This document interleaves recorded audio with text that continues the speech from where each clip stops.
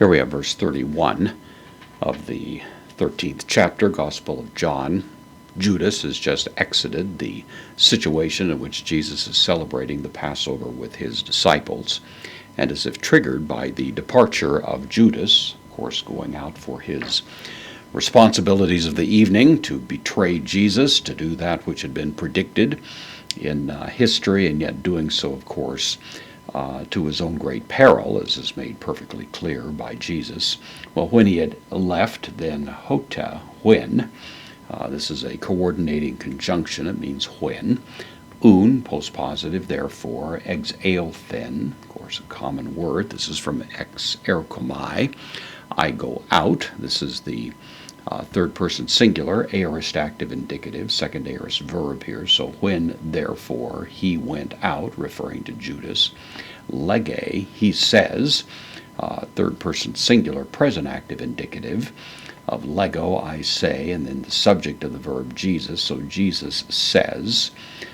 Nun, nun is a indeclinable adverb, it means now.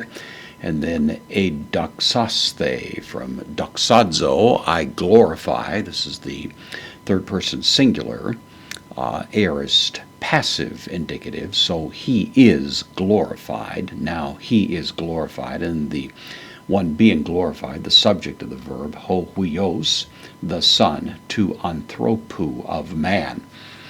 Probably an allusion back to the Son of Man character, especially from Daniel chapter 9, in which we have this character that comes before the Ancient of Days.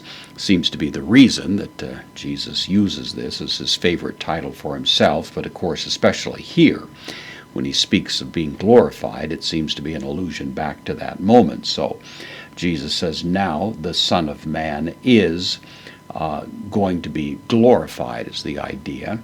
Kai, the connective, and ho theos, and the God, edoxos, the very same word, is going to be glorified in, preposition takes the dative, auto, in him, or by means of him.